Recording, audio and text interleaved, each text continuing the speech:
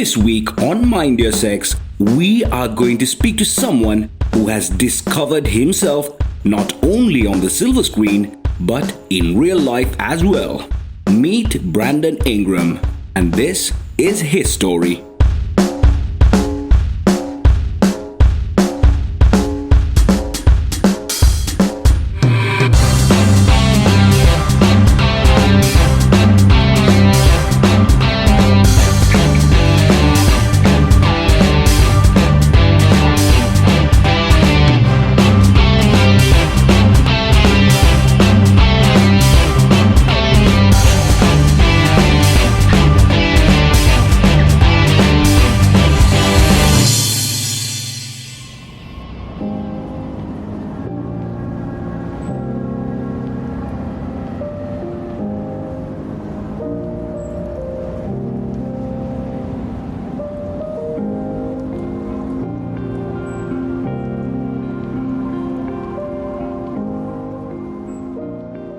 Who Brandon is, I think, is a question that I'm still finding the answers to every day of my life, because I think identity is something that keeps on growing, it keeps on expanding, you keep on discovering more and more different facets and aspects of yourself as you go along. Every time I think I've figured out a totality of who I am, there always seems to be another layer, and I think that this is such a beautiful part of life, that you keep getting to go deeper and deeper and deeper into yourself and figure stuff out. For now, I am an actor. I have been an actor of stage for about 14 years now. I also sing occasionally, and it's like singing is a legacy that I've received from my mother, 𝘄𝗶𝗶𝗸'𝘀. I do a whole bunch of things, but artistically speaking, that's the big chunk of it. And also in my day job, I am the creative director for 𝘲𝗶𝗲𝗸'𝘀 in Sri Lanka, which was formerly known as 𝘗𝗲𝗶𝗲𝗸. So that's Brandon in a nutshell.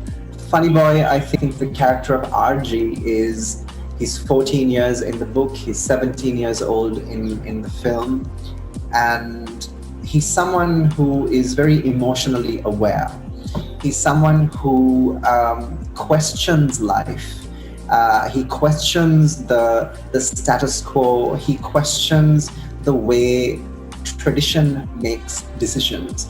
He always leads conversations with a why. Why must we be like this? Why must we do this? That annoying thing that children sometimes do by keeping the why going on. And I think one of the chapters in the book and a line from the movie is when his mother Nalini says to him, because the sky is so high and pigs can't fly, that's why. And it's something that so many of us as children have experienced with our parents, I think, upon asking the question, why. So I think that's very interesting. The connection of these two people, I was able to make a lot of peace with myself from when I was 17 by playing the role of RG, because he and I were very different 17-year-olds. I think at 17, RG was looking for intimacy, but at 17, I was looking for pleasure. And there wasn't anyone around to tell me any different, to show me any different. And so by living through RG, I feel like I got to experience some of my teenage years, or some of the most important part of my teenage years all over again. There was some deep soul reflection that happened. And how these two people came together was quite simply that 𝘁𝗵𝗶𝗀 wrote to me one night on Facebook, and he said that 𝘲𝗵 Mehta was making Funny Boy into a film. They had seen some of my work, and they asked me if I would audition for the film, and that's how that happened. Well, I'm definitely Sri Lankan. I was born and raised here. This is my country. It has been for generations in my family. Though historically, ancestrally speaking, I think my roots are in Scotland, in Portugal. It's an interesting mix of all of these things. So I identify as a Sri Lankan of Eurasian descent. I identify as gay. I sometimes question whether or not I identify as pansexual, because I feel like the way I am attracted to people isn't strictly based on gender. There is also a lot of the way thought works. So I also consider myself sapiosexual. I'm very sexually attracted to intellect, to thought, to intelligence. In the art fields, I identify primarily as an actor and a writer. I think these are the two main things, or the two main identities that I give myself. First of all, I have to say that I haven't seen myself as anything other than normal. So I think that was very important, and it continues to be important for every single conversation that's had, because I think what we often tend to call normal is anything that's to do with heteronormative behavior. I think it needs to be specified in that way, because there's a heteronormative agenda that is a capitalist agenda, that is a nuclear family agenda. And all of this has been set into place into a structure that is then called culture, that people are just expected to aspire to be. And I think I was very clear that, I didn't fit any of the molds. I didn't have the words to describe what it was. I think as a child, now that I know better, I can very clearly call it the heteronormative agenda, which I do not subscribe to. I think also that I grew up in an environment that was always breaking the stereotypes of how we were supposed to live life in this culture. For example, I grew up in a household that was run by women. I was raised by my mother, my grandmother, and my aunt. There was no man who was the head of the house. So in my natural environment, it was women who were in charge, women who were in power, women who set the rules and set the agenda or the program for how life was lived, how we approach something, how we look at something. So I think from the onset, my natural environment has allowed me to not get into this space that we call normal, which is what is a heteronormative lifestyle. On top of that, I have a mother who is this amazing woman who is whom I have watched since my childhood work and function in a world that I now know is or was very much a man's world.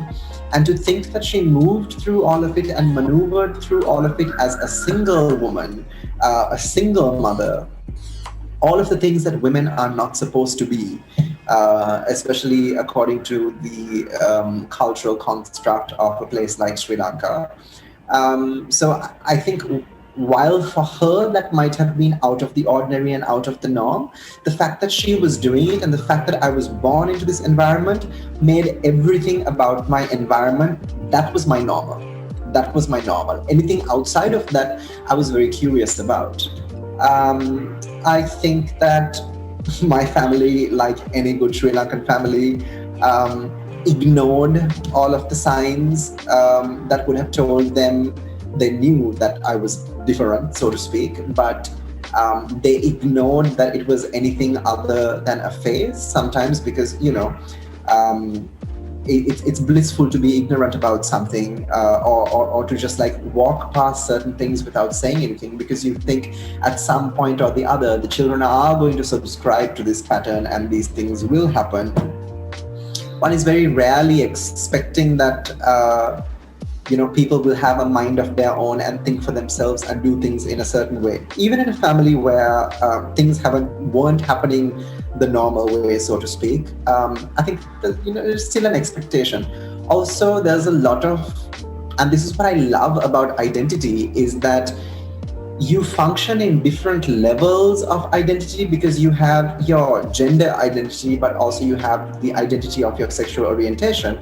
But then you have the identity of your racial culture, and then you have the identity of the broader culture of your country. So it's the culmination point of all of these things that you're sort of like maneuvering through, right? So yeah, and I think in very Sri Lankan ways, I was the oldest son and the only son of an oldest daughter. So, that carries some sort of weight. There's a certain expectation attached to that. My mother has 2 younger siblings and they have children. So in the broader joint family construction, I am also seen as that. When you're a boy, also in this country, there's like so much slack that is cut for you. So I was also placed in this area, in this place, on this pedestal almost, where the expectation was achievement, the expectation was accomplishment, the expectation was to do well, and all of this other stuff was sort of seen as by the way stuff that you didn't actually have to pay attention to. There was always a very curious sort of, at school and stuff, whenever we did shows. I went to an all-boys school, Wesley College. So whenever we did plays and shows and stuff in which female characters were required, I'd love to play them, I'd love to dress up, I'd love to do that stuff. And there was always a bit of a drawback, a bit of a pushback, but I did it anyway. And I think I've been rebellious in nature from that time onwards. If I thought that they would be further upset by it, there have been moments where I've done it without letting them know. And there was very, very, very few times where, first of all, there's been very few times where they've said no to that sort of thing. And there have been very few times when they said no that I have actually listened. Actually, I don't think I have ever listened. I had always done what I wanted. And I think that has helped with the trust that I have sort of built with them over the years. So my family background essentially was very loving, very beautiful. Of course, there were these conversations that would pop up now and again that would be a little bit detrimental when I think back on it now, to how mentality and emotional awareness is formed.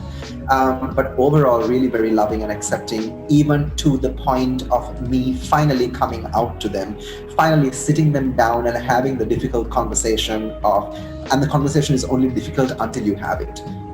Because I find that people are a lot more open-minded than we give them credit for. People are a lot more caring and loving and concerned than you give them credit for.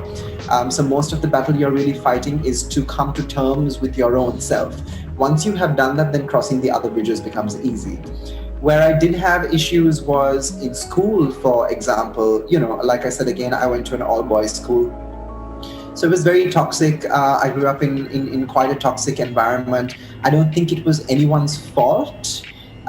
We are simply victims of a system that has made us to be a certain way and to approach certain things in a certain way.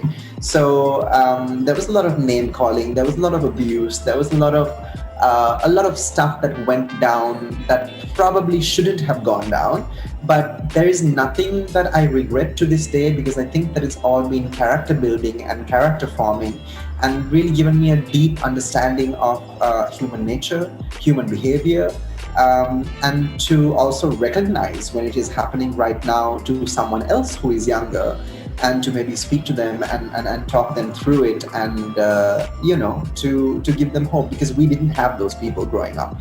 And it's a firm belief of mine that half of the reason that we go through all the crap that we go through is so that we can be there for people who go through it after us, and show them how they don't have to go through the same things.